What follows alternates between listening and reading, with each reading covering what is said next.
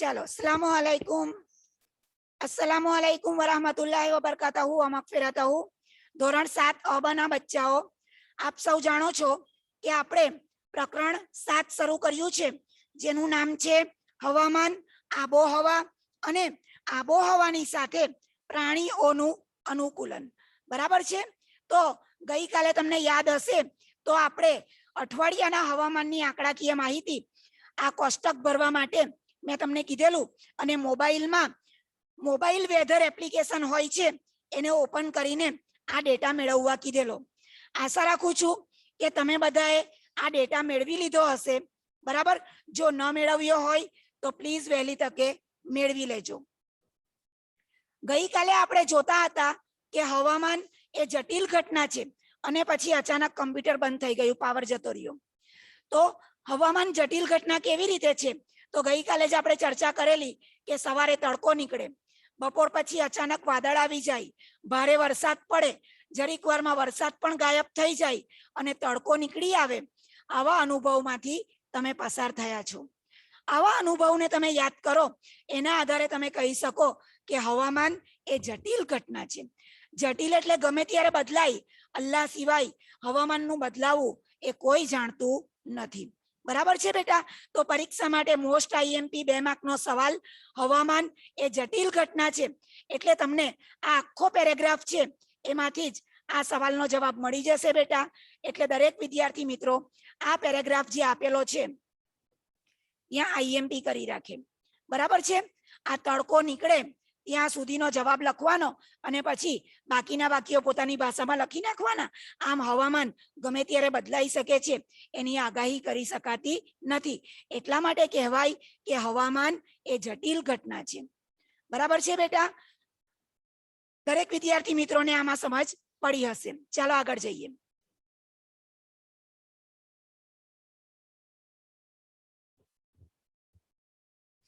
ત્રીજી ઓગસ્ટ 2006 થી 9મી ઓગસ્ટ 2006 સુધીનો મેઘાલયમાં આવેલા શિલોંગનો નોંધાયેલો મહત્તમ તાપમાનનો આલેખ તમને આકૃતિ 7.2 માં આપેલો છે.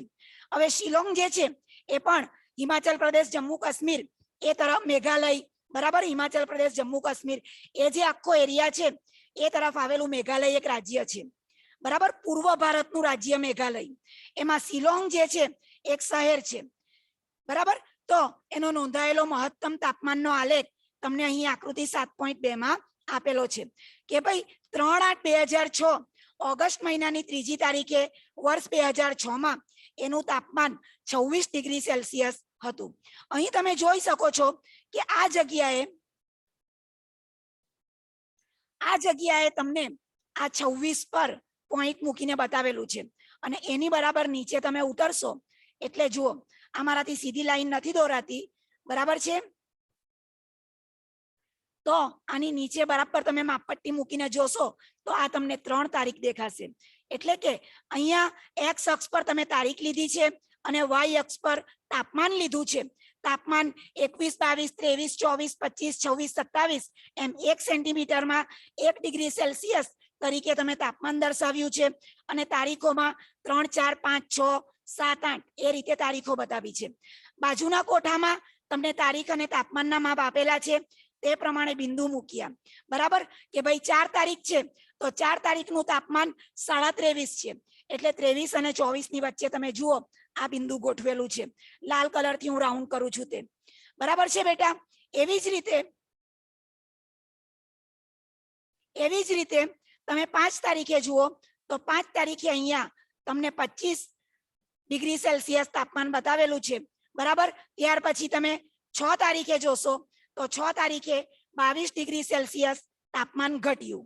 બરાબર? તો આ રીતે બાકીના બિંદુઓ તમે સમજી શકો છો. અહીં તમે જુઓ કે 3 તારીખે તાપમાન 26 ડિગ્રી પર હતું, પણ 4 તારીખે અચાનક ઘટીને 23.5 પર આવી ગયું. 5 તારીખે પાછું અચાનક 25 પર જતું રહ્યું, 25 ડિગ્રી સેલ્સિયસ. આમ તાપમાન વધઘટ થાય છે, અને આ દરેક બિંદુઓને જોડતા તમને ઝિગઝેગ લાઈન જોવા મળે છે. આ ઝિગઝેગ લાઈન બતાવે છે કે તાપમાન ક્યારેક વધે છે તો તાપમાન ક્યારેક ઘટે છે. તમને પણ કાપોદ્રા ગામનું તાપમાન તમે નોંધો તારીખ વાઇઝ, કે કોસંબડીનું નોંધો, કે જીતાલીનું, કે ખરોડનું, તો તમે આ રીતે આલેખ પત્ર પર એક્સ અક્ષ પર તારીખ અને વાય અક્ષ પર તાપમાન લખીને તમે પણ આલેખ દોરી શકો છો, બરાબર. તો આમાં તમને ગણિતમાં પણ આલેખ કામ લાગશે, પણ વિજ્ઞાન વિષય ભણશો તો વિજ્ઞાનમાં પણ જ્યારે માહિતીનું પૃથક્કરણ કરવાનું હોય ત્યારે તમારે આ રીતે આલેખની રચના કરવાની હોય છે. ચાલો આગળ જઈએ બેટા.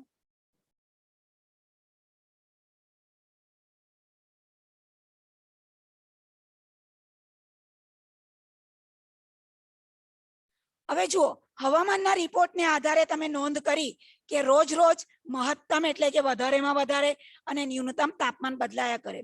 આ તાપમાનની નોંધ કરવામાં આવેલી છે. આ તાપમાનની નોંધ કેવી રીતે કરવાની? તો કે પ્રકરણ 4 માં તમે 2 પ્રકારના થર્મોમીટર શીખી ગયા છો, બરાબર છે. દરેક વિદ્યાર્થી મિત્રો યાદ હશે કે તમે કયા 2 પ્રકારના થર્મોમીટર શીખી ગયા. બરાબર, અહીં તમને વિચાર આવતો હશે કે ક્લિનિકલ થર્મોમીટર અને લેબોરેટરીનું થર્મોમીટર એ તમે પ્રકરણ 4 માં શીખી ગયા, તો શું તાપમાન માપવા પણ એક થર્મોમીટર વપરાય? તો કે ના. તાપમાન માપવા માટે એક બીજા પ્રકારનું થર્મોમીટર વપરાય છે, એને મહત્તમ ન્યૂનતમ થર્મોમીટર કહેવામાં આવે છે. જે મહત્તમ ભાગ હોય એમાં બપોરનું તાપમાન મપાય અને જે બીજા થર્મોમીટરનો વિભાગ હોય એમાં ન્યૂનતમ એટલે કે વહેલી સવારનું તાપમાન માપવામાં આવે છે. આ રીતે મહત્તમ ન્યૂનતમ થર્મોમીટર તમે તાપમાન માપવા માટે વાપરો છો. હવે તમે તાપમાન માપવા માટે આટલી બધી વાત તો શીખો, પણ તમને એમ થતું હશે આ તાપમાન શા માટે બદલાતું હશે? આ હવામાનનો સ્ત્રોત કોણ છે? બરાબર, તો અલ્લાહ તાલાના હુકમથી હવામાનમાં થતા બધા ફેરફાર એ સૂર્યની ગરમીને કારણે છે. આ બ્લુ કલરનું કોષ્ટક મોસ્ટ આઈએમપી છે, એના ઉપર આઈએમપી કરી દેવ, કેમ કે પરીક્ષામાં આમાંથી ટૂંક નોંધ અથવા 2 માર્કનો સવાલ પૂછાઈ શકે. હવામાનમાં જે ફેરફાર થાય એ સૂર્યની ગરમીને કારણે થાય છે. સૂર્યનું તાપમાન ખૂબ ઊંચું છે, એ વાયુઓનો ધગધગતા વાયુઓનો ગોળો છે. યાદ રાખજો, સૂર્ય એક તારો છે, એ ગ્રહ નથી.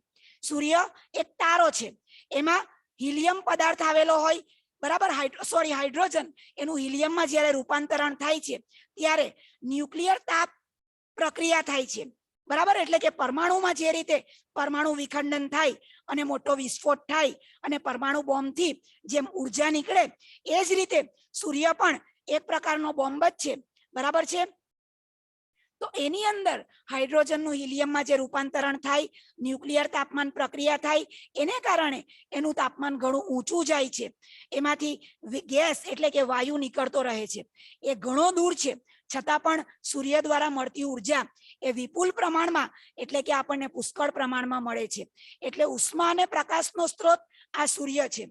તો જ્યારે ગરમી વધારે હોય તો હવા તમારી ગરમ થાય, સૂર્યપ્રકાશની ગરમી ઓછી હોય, ઉષ્મા ઓછી હોય તો તમારી હવા ઠંડી રહે. સમજણ પડી ગઈ? તો આમ ગરમ અને ઠંડી હવા એ હવામાનને બદલે છે. આપણે ઉષ્માવાળા પાઠમાં જોઈ ગયા કે ગરમ હવા ઉપર ચડે તો એની જગ્યા લેવા માટે ઠંડી હવા નીચે આવે છે. આમ રાત્રિ અને દિવસનું તાપમાન અલગ અલગ હોય. આપણે સમુદ્ર લહેર અને પૃથ્વી લહેર વિશે ભણ્યા. તો આ રીતે હવામાનમાં ફેરફાર થાય છે.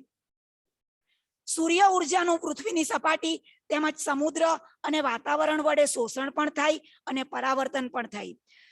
સૂર્યમાંથી જે ઉર્જા, જે પ્રકાશ, જે ગરમી આવે છે એનું પૃથ્વીની સપાટી એટલે કે આપણી જમીન, સમુદ્ર એટલે કે દરિયાનું પાણી અને આપણી આસપાસનું વાતાવરણ, એમાંથી તે અમુક ભાગનું શોષણ કરે, ચૂસી લે. જેમ પેલો સ્પંજ પાણી ચૂસે એ રીતે આ ત્રણેય જગ્યાઓ પાણી ચૂસી લે છે અને બાકીની વધારાની હોય તેનું પરાવર્તન કરે. પરાવર્તનનો મતલબ થાય કે વાતાવરણમાં પાછી ફેંકે છે. આ વાતાવરણમાં પાછી ફેંકાયેલી ઉષ્મા એ જે તે સ્થળનું હવામાન નક્કી કરવામાં અગત્યનો ભાગ ભજવે છે.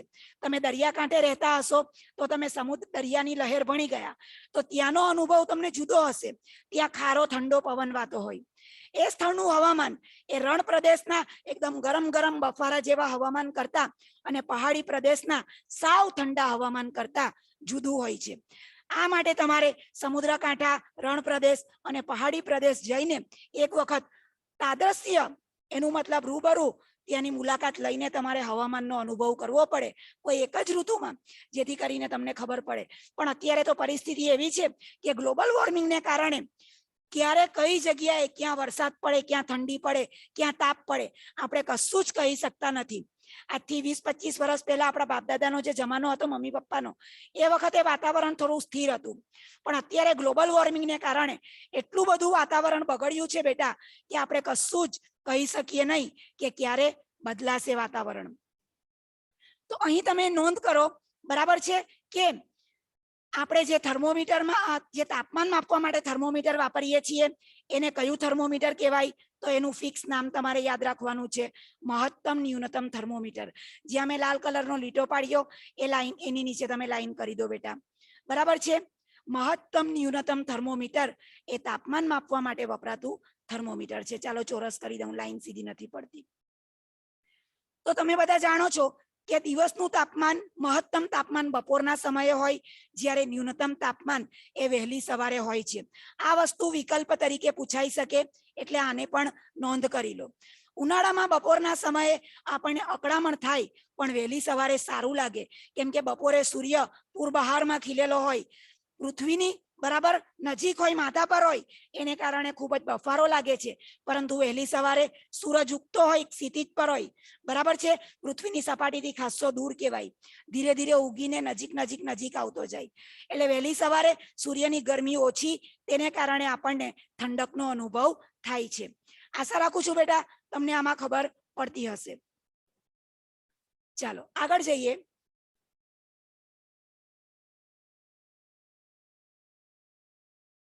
માઉસ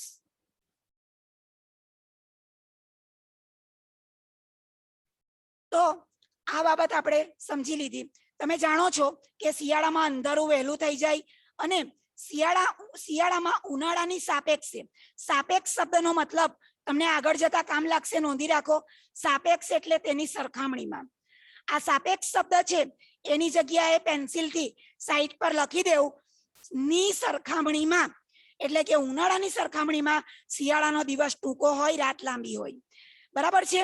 જ્યારે ઉનાળામાં દિવસ લાંબો હોય અને રાત ટૂંકી હોય, બરાબર. વેકેશનનો સમયગાળો હોય, પરંતુ આપણને ઉનાળામાં રાત ટૂંકી હોવાને કારણે લાંબો સમય સૂવા માટે મળતો નથી. અને શિયાળામાં સ્કૂલે જવાનું હોય ત્યારે દિવસ વહેલો પૂરો થઈ જાય, બરાબર, અને રાત જે છે એ લાંબી થઈ જાય. એટલે રાત્રે તમે જો વહેલા સૂઈ જાઓ તો રાત્રે 2:30 વાગ્યે તમારી આંખ ખુલી જાય, અને પછી ઊંઘ જ ન આવે, કેમ કે રાત બહુ લાંબી, એમ થાય કે ક્યારે કપાય. તો આ થઈ આપણી હવામાનની વાત. હવે હવામાનના આધારે જ નક્કી કરવામાં આવતું એક બીજું અગત્યનું પરિબળ, મોસ્ટ આઈએમપી, આબોહવા, કે જેને ક્લાઇમેટ તરીકે ઓળખવામાં આવે છે. આબોહવા અને હવામાનમાં શું ફરક? તો હવામાન રોજ બરોજ બદલાય, આબોહવા એ હવામાનનો એક ભાગ છે. પણ ક્યારે આબોહવા કહેવાય? કે જો તમે 25 વર્ષ સુધી, આ મુદ્દો નોંધ કરો, 25 વર્ષ જેટલા લાંબા સમય સુધી કોઈ એક જ જગ્યાનું હવામાન તમે નક્કી કરો, એની નોંધ કરો, અને પછી જે માળખું તમને મળે એ માળખાને આધારે તમે કહી શકો કે ભાઈ આ વિસ્તારની આબોહવા ગરમ છે કે ઠંડી છે, બરાબર છે. તો 25 વર્ષ જેટલા લાંબા સમયગાળા દરમિયાન તમે હવામાન માપશો, ત્યાર પછી એ માળખાને આધારે તમે આબોહવા નક્કી કરશો. એટલે અહીંયા તમને આબોહવાની વ્યાખ્યા મળે છે. મોસ્ટ આઈએમપી નવનીતમાંથી લખવાની કોઈ જરૂર નથી. જો કોઈ જગ્યાએ તાપમાન વધારે મળે, 30 ડિગ્રી, 35 ડિગ્રી, 40, 45 સુધી જાય, તો આપણે કહીએ કે ત્યાંની આબોહવા ગરમ છે. અને જો કોઈ જગ્યાની આબોહવા 25 ડિગ્રી સેલ્સિયસ થી નીચે જાય, 22, 16, 15, આમ તાપમાન ઘટતું જાય, તો આપણે એવું કહી શકીએ કે આ સ્થળની આબોહવા ઠંડી છે, બરાબર છે. આમ તાપમાનને લીધે આબોહવા નક્કી થાય, પરંતુ 1-2 દિવસના તાપમાન પરથી નહીં, 25 વર્ષ સુધી, લગભગ 25-30 વર્ષ સુધી ખૂબ લાંબા ગાળે તમારે તાપમાનને નોંધવું પડે, અને એ તાપમાનને નોંધ્યા પછી તમે તેની આબોહવા નક્કી કરી શકો. અહીં તમને ફરી કોષ્ટક 7.2, 7.3 આપેલું છે, જેમાં શ્રીનગર એટલે કે જમ્મુ કાશ્મીરની વાત કરેલી છે. આ જુઓ, કોષ્ટક 7.2 કે જેમાં જમ્મુ કાશ્મીરની વાત કરેલી છે. શું કહેવાય છે? જમ્મુ કાશ્મીર ક્યાં આવેલું છે? ચાલો આપણે બચ્ચાઓને એમાં ખ્યાલ આવ્યો હશે. ચાલો બેટા, તમારામાંથી કોઈને કોઈ પ્રશ્ન પૂછવો છે? સપનમ જુનકિયા, તમને કોઈ પ્રશ્ન છે બેટા? આટલામાં કોઈ પણ પ્રશ્ન હોય તો મને પૂછી શકો છો. પૂછવું છે બેટા? ના મેડમ. ઓકે, ફાતિમા ગોગર, તમને કોઈ સવાલ? ના મેડમ. ઓકે, રેહાન માસ્ટર બોલો બેટા. રેહાન બોલો. બોલો બેટા. મેડમ હા, madam nitric acid plus copper તે કયો પદાર્થ બને? શું શું? નાઇટ્રિક એસિડ પ્લસ હા. કોપર તો કયો પદાર્થ બને? Copper nitrate. હા મેડમ. પછી તું મને વોટ્સએપ પર લખીને મોકલ, એટલે હું તને એનું આખું સમીકરણ લખીને મોકલું. બરાબર બેટા? ઓકે, ચાલો સુવૈબા, તમને કોઈ સવાલ? સુવૈબા. અનસ ઉનિયા, તમને કોઈ સવાલ? અનસ. મોહમ્મદ પાંડોર, તમને કોઈ સવાલ છે બેટા? ના મેડમ. મુગૈરા. ના મેડમ. બધાને સમજ પડી જેટલું શીખવ્યું તેમાં? બદાત, ફાતિમા, સમજ પડી છે બેટા? કે કોઈ સવાલ છે? ના. ના મેડમ. બરાબર, ચાલો તો હવે આપણે આગળ જઈએ છીએ.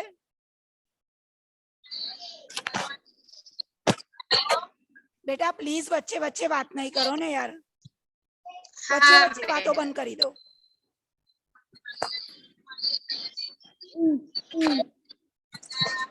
જો વચ્ચે વચ્ચે ઘોંઘાટ ચાલુ જ છે પાછો. બિલકુલ અવાજ નહીં આવવો જોઈએ પ્લીઝ. બોલો બેટા, અનુકૂલન કોને કહેવાય? શેખ રિયાઝ, આપણે 6ઠા ધોરણમાં અનુકૂલન વિશે 9મા પ્રકરણમાં ભણી ગયા. કોઈને ખબર છે અનુકૂલનની વ્યાખ્યા? ના મેડમ. ના મેડમ તો બોલવાનું જ નહીં. કોઈને તો આવડતી જ હોય. ઉઝમા સુનસરા, અનુકૂલન કોને કહેવાય બેટા?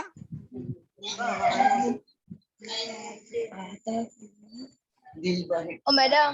જે વાતાવરણ હોય એ વાતાવરણ અને એ પરિસ્થિતિ સાથે જીવવા માટે સજીવો જે ટેવ કેળવે એને અનુકૂલન કહેવાય. તમને 6ઠામાં નજીર સરે શીખવેલું કે નહીં? અનુકૂલન, તમે ગરમ પ્રદેશમાં જાઓ તો ત્યાં ગરમી સહન કરવાની આદત કેળવવી પડે. તમે ઠંડા પ્રદેશમાં જાઓ તો ત્યાં ઠંડક સહન કરવાની ટેવ કેળવવી પડે. જેવા પ્રકારના વાતાવરણમાં તમે જીવવા માટે જાઓ ત્યાંની પરિસ્થિતિ સાથે તમારે અનુકૂલન સાધવું પડે. જે અનુકૂલન સાધે એ ટકે, અને મારી જેવા જે અનુકૂલન ન સાધી શકે એ લોકો નાશ પામે. બરાબર? એમનો નાશ થાય. એટલે અનુકૂલન એટલે કે આસપાસની પરિસ્થિતિ અને વાતાવરણની સાથે ટેવાવું. જે વિસ્તારમાં જે પ્રદેશમાં તમે રહો છો ત્યાંના રીત રિવાજ એ પણ માણસે જાળવવા પડે. તમે તમારા રીત રિવાજને વળગી રહેવું તે નહીં ચાલે. એને અનુકૂલન સાધેલું ન કહેવાય. મારા જેવા જિદ્દી લોકો હોય એ અનુકૂલન નહીં સાધી શકે એટલે નુકસાન થાય. એટલે તમારા વડીલો પણ તમને કહે ફ્લેક્સિબલ બનો. ફ્લેક્સિબલ બનવું એટલે શું? પરિસ્થિતિ સાથે બદલાવો. બરાબર? પણ આપણી પણ થોડીક પ્રોબ્લેમ્સ હોય એટલે આપણે નહીં બદલાઈ શકીએ. ચાલો તો અહીં તમને અનુકૂલન શબ્દ હવે પાક્કી સમજ પડી ગઈ હશે. અનુકૂલન એટલે આસપાસના વાતાવરણ સાથે તમારી ટેવ બદલવી અને અનુકૂળ થવું, એને કહેવામાં આવે છે અનુકૂલન. હવે દરેક બચ્ચાઓને અનુકૂલનમાં સમજ પડી ગઈ? ઓકે, સરસ. ચાલો, અહીં તમે જોયું કે વાતાવરણ અને અનુકૂલન બરાબર છે. તો પ્રાણીઓ જે પરિસ્થિતિમાં રહેતા હોય ત્યાં જીવતા રહેવા માટે અનુકૂલન સાધે. એટલે કે જો બહુ ઠંડી પડતી હોય ત્યાં રહેતા પ્રાણી હોય તો એમણે, જો ગરમ પ્રદેશમાંથી આવેલા હોય તો એમણે તે ઠંડી સામે અનુકૂલન સાધવું પડે. અથવા તો તે ઠંડા પ્રદેશમાંથી આવેલા હોય અને ગરમ પ્રદેશમાં રહેવા જાય તો ત્યાંની ગરમ આબોહવા સાથે એમણે અનુકૂલન સાધવું પડે. એમના શરીરે તે પ્રમાણેની આદતો કેળવવી પડે. એમના શરીરની ચામડી, એમની ખાવા પીવાની ટેવો, જે તે બદલાયેલી પરિસ્થિતિ પ્રમાણે એમણે અનુકૂલન એટલે કે બદલવી પડે. ટેવ તમારે બદલવી પડે. ખાસ વિશિષ્ટતા તમારે કેળવવી પડે. એને અનુકૂલન કહેવાય છે. અને ઉત્ક્રાંતિની જે પ્રક્રિયા થઈ એ આ અનુકૂલનને આભારી છે. કે જે અનુકૂલન સાધ્યું એ જીવી ગયા અને જે અનુકૂલન સાધવામાં નિષ્ફળ ગયા એમનો નાશ થયો. બરાબર છે બેટા? તો પ્રકરણ 9માં મેં તમને અગાઉ વાત કરી તેમ ભૂમિ પર હવામાન અને આબોહવાની જે આપણે છઠ્ઠા ધોરણની પ્રકરણ 9 સમજ્યા. આ પ્રકરણમાં તમે પ્રકરણ 9 ભણશો, એમાં ભૂમિ પર હવામાન અને આબોહવાની અસર કેવી થાય છે તે તમે ભણશો, ત્યારે તમને આ અનુકૂલન વિશે વધારે માહિતી મળશે. અહીં તમને એક ઉદાહરણ આપેલું છે કે આબોહવાની પરિસ્થિતિના આધારે જે પ્રાણીઓ કે સજીવો ત્યાં રહેતા હોય, બરાબર છે, આ જુઓ, એવો અનુકૂલન સાધે છે. જેમ કે ધ્રુવ પ્રદેશ, તમને ખબર છે દુનિયાના ગોળામાં એ ધ્રુવ પ્રદેશ ક્યાં આવેલો પ્રદેશ છે? ફાતિમા, ધ્રુવ પ્રદેશ ક્યાં આવેલો છે બેટા? ફાતિમા નથી દેખાતી. શબનમ, સુનકિયા, ધ્રુવ પ્રદેશ ક્યાં આવેલો છે બેટા?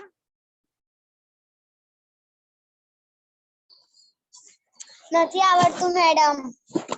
આપણી પૃથ્વીનો જે ગોળો છે એનો સૌથી ઉપરનો ભાગ અને સૌથી નીચેનો ભાગ, સૌથી ઉપરનો ભાગ ઉત્તર દિશા વાળો એને ઉત્તર ધ્રુવ કહેવાય, અને નીચે વાળો ભાગ એને દક્ષિણ ધ્રુવ કહેવાય, જ્યાં 6 મહિના રાત હોય અને 6 મહિના દિવસ હોય. સમજ પડી? એને કહેવામાં આવે છે ઉત્તર ધ્રુવ, એને ધ્રુવ પ્રદેશો કહેવાય. એટલે પૃથ્વી પર 2 ધ્રુવ પ્રદેશ છે. ઉત્તર દિશામાં આવેલું ઉત્તર ધ્રુવ, દક્ષિણ દિશામાં આવેલું દક્ષિણ ધ્રુવ. આજે તમે ઇન્ટરનેટ પર સર્ચ કરજો ઉત્તર ધ્રુવ ને દક્ષિણ ધ્રુવ, બરાબર? યુટ્યુબ પર પણ એના ઘણા બધા વિડીયો મળશે, તમે એને જોઈ નાખજો. હું પણ ઇન્શાલ્લાહ લઈને મોકલીશ. અને ઉષ્ણકટિબંધ એટલે કે વિષુવવૃત્ત જેનો જે પટ્ટો છે, આપણી પૃથ્વીના ગોળાનો બરાબર વચ્ચેનો વિસ્તાર, જેને વિષુવવૃત્ત કહેવામાં આવે છે, જ્યાંથી વિષુવવૃત્ત રેખા પસાર થાય, એ ઉષ્ણકટિબંધ, ગરમી ખૂબ હોય એટલે એને ઉષ્ણ કહેવાય. ઉષ્ણ એટલે ગરમી. તો ત્યાં વર્ષાવન આવેલા છે. ઉષ્ણકટિબંધ વર્ષાવન એટલા માટે કહેવામાં આવે કે ત્યાં વાતાવરણ એક જ પ્રકારનું રહેતું નથી.